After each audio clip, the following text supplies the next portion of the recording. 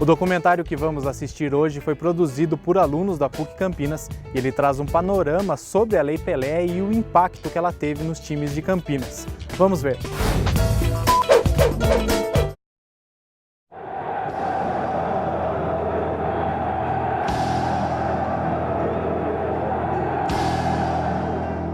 13.888, um dia épico para a história nacional.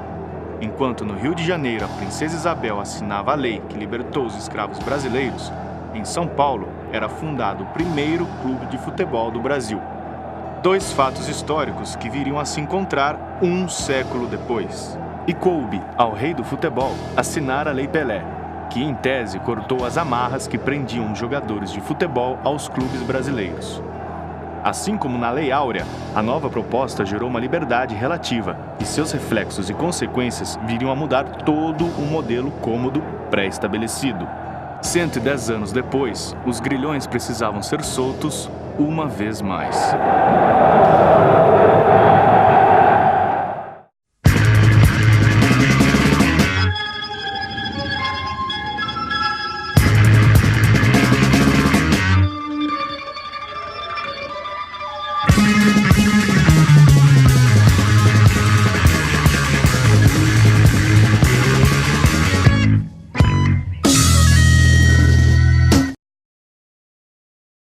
Primeiro, vamos falar sobre a lei do passe.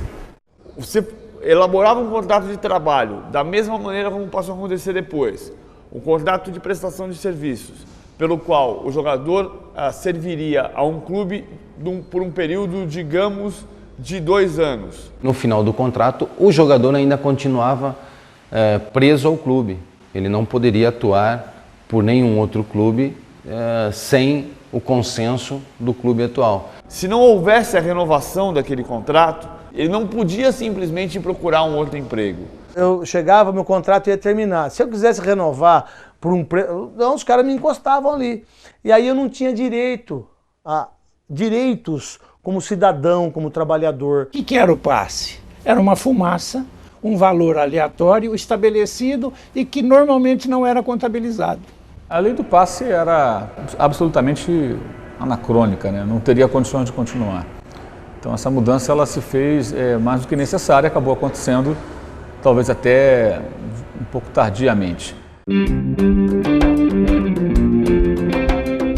O Zico faz exatamente o primeiro módulo de liberdade de prática desportiva. A Lei Zico veio no governo Collor, delimitando um pouco das ações dos clubes e criando regulamentações que envolviam o passe e os contratos dos jogadores. Entretanto, ele não consegue vencer o maior desafio, o fim do passe.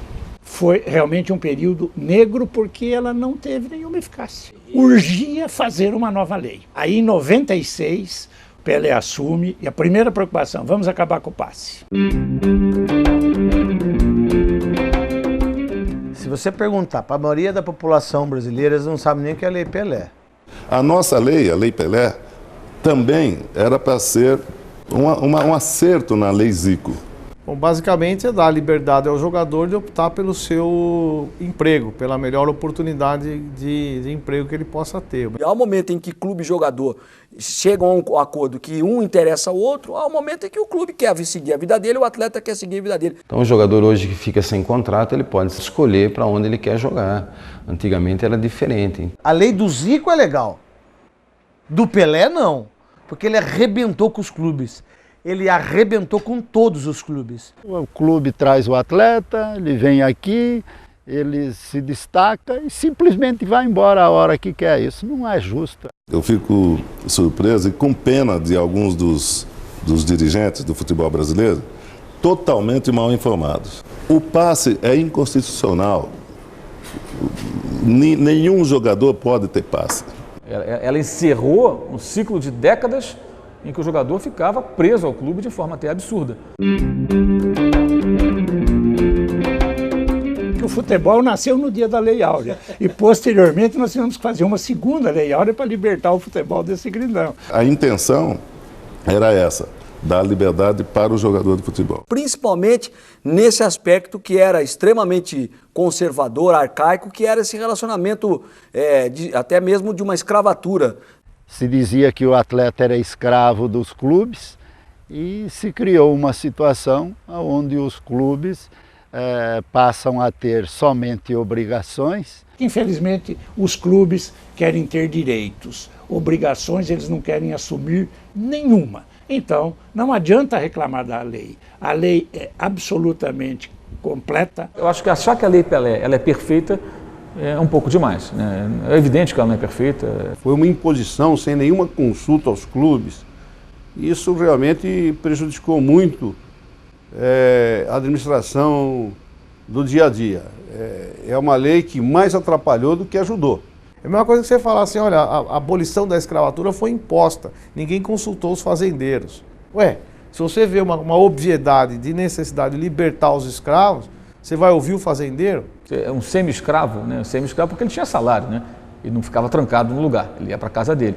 Mas a relação de trabalho era realmente terrível. Houveram aproximadamente 20 audiências públicas, onde todas as federações, todas as confederações, todos os clubes foram chamados para prestar depoimento. Nós tivemos muitos convites ao Clube dos 13, só que eles nunca atenderam.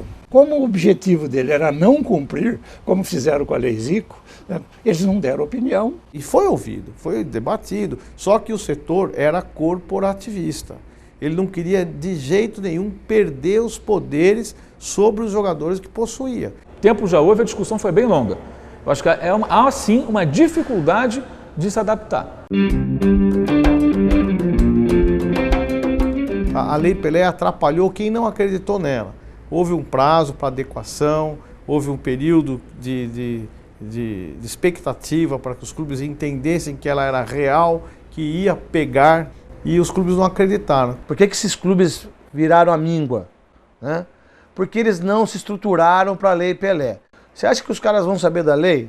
Nem o dirigente sabe da lei, cara. 99% dos 800 clubes brasileiros acreditavam que, como na Lei Zico, a Lei Pelé não pegaria. Os seus advogados, uma crítica à minha classe, ficaram dormindo eternamente em berço esplêndido e não sequer leram a Lei Pelé, mas discutem. Muita gente que reclamou aí é porque, de fato, não procurou se aprimorar, se especializar, evoluir no mercado do futebol e, consequentemente, acabou criticando muito a lei.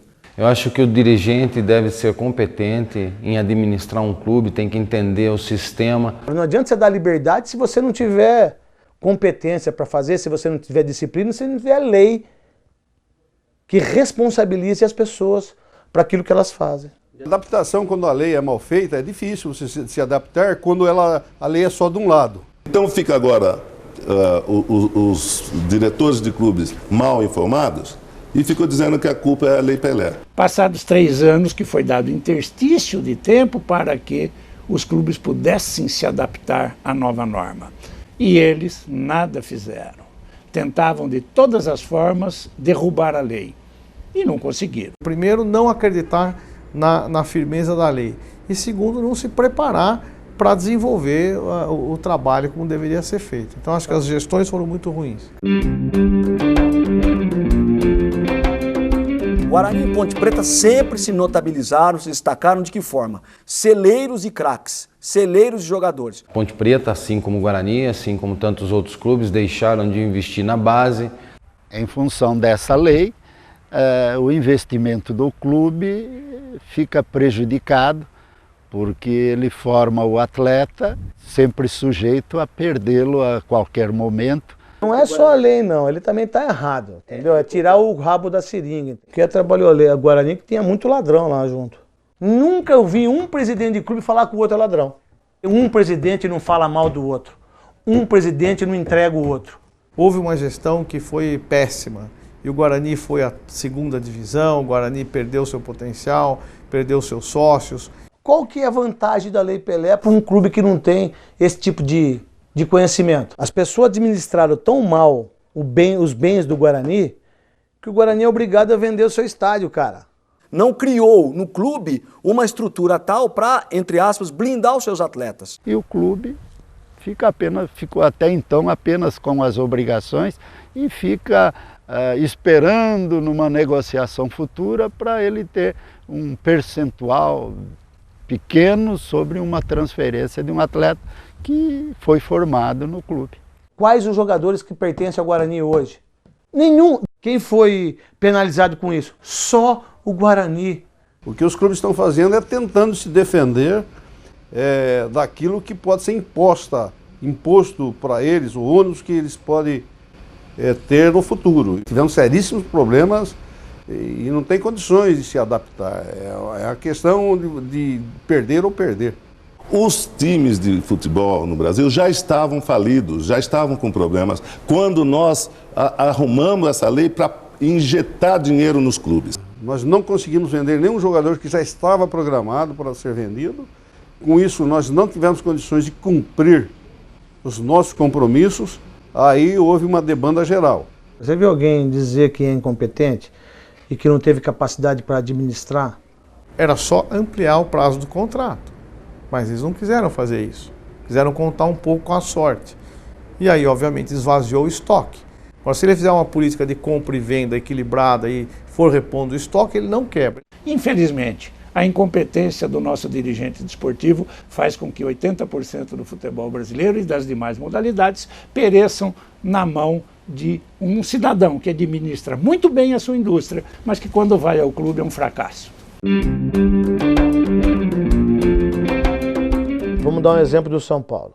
O São Paulo, ele nunca comprou jogadores de empresário. Quando a lei surgiu, né, o São Paulo tinha essa percepção. Nós tínhamos uma equipe toda da base pronta e alguns contratados. Tanto é que nós contratamos todos aqueles que terminavam o contrato. Então, ninguém prestava atenção no encerramento do contrato. A lei faculta 6 meses antes você poder fazer a negociação. É uma lei que beneficiou os grandes clubes, onde eles não têm grandes problemas, porque todos os formadores de jogadores pequenos hoje saem perdendo. Que os jogadores, depois de formados, se o clube não consegue pagar um bom salário e fazer um bom contrato, certamente ele vai para um grande clube. Como é que Guarani e Ponte Preta chegaram ao final da década de 70 como os dois times que formavam a capital nacional do futebol? Capa de revista e tudo mais. Trabalhando na sua base. Então, desde 98, o artigo 29 trata da formação responsável do atleta. Não é aquela máquina de mutilar crianças que nós tínhamos antes.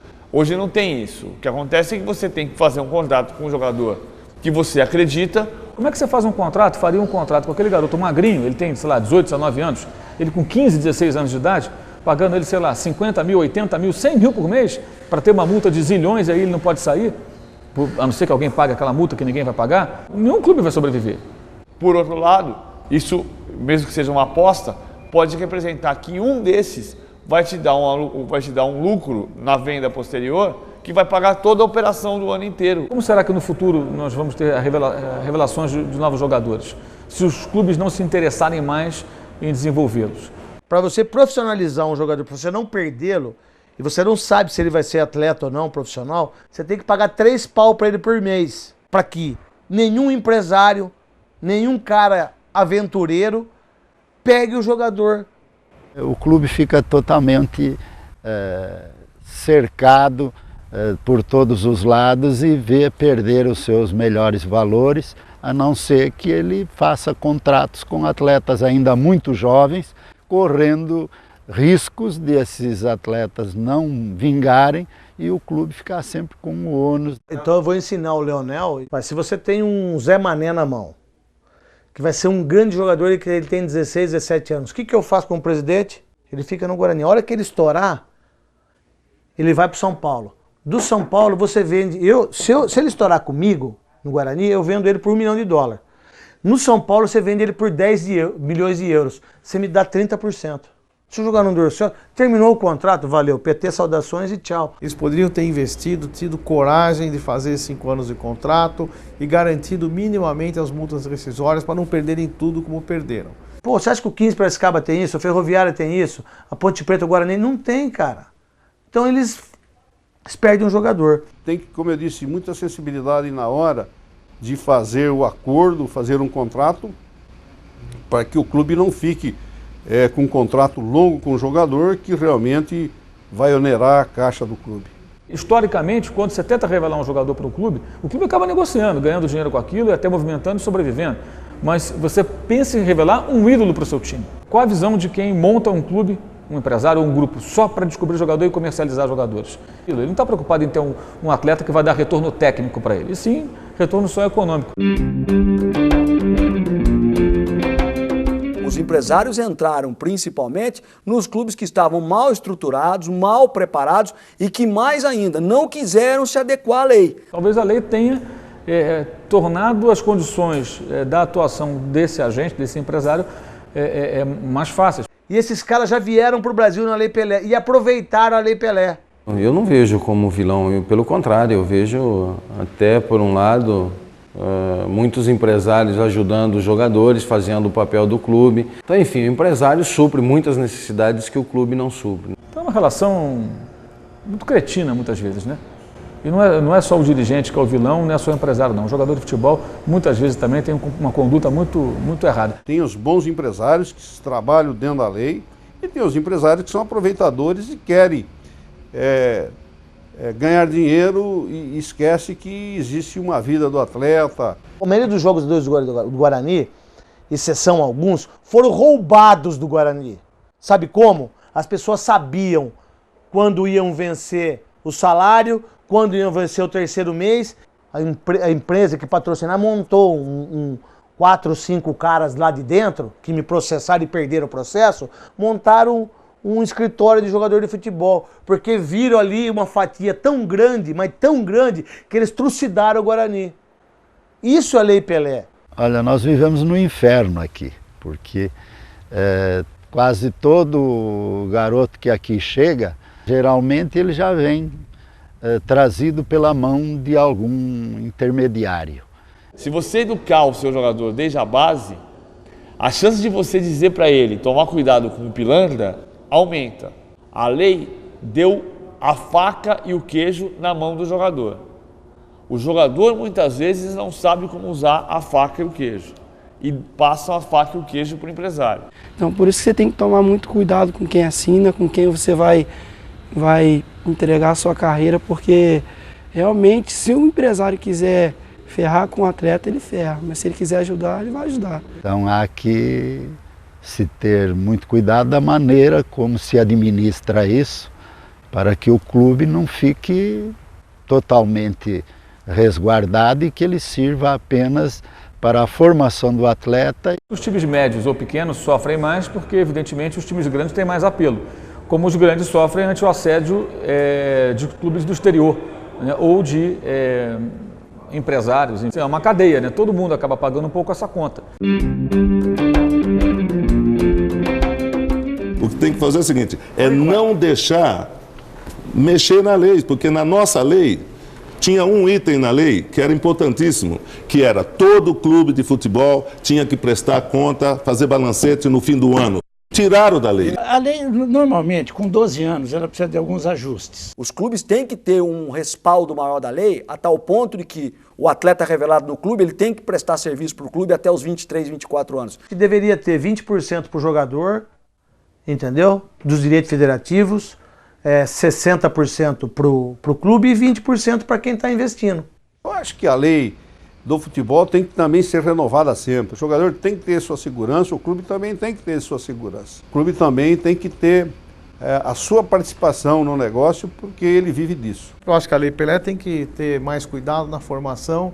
Os jogadores de 14 anos hoje já são procurados. Eu acho que você tem que fazer alguma coisa para poder também dar garantia aos clubes formadores. Os clubes, como a Ponte e o Guarani, por exemplo, que são tradicionais, reveladores dos jogadores, eles têm que ser estimulados a gerar novos jogadores. Claro que todos terão que ser ouvidos, para que se altere alguma coisa na lei que proteja o atleta, mas que ao mesmo tempo também proteja o clube. O panorama vai mudar quando você conseguir criar condições de economicamente os clubes brasileiros se sustentarem e competirem.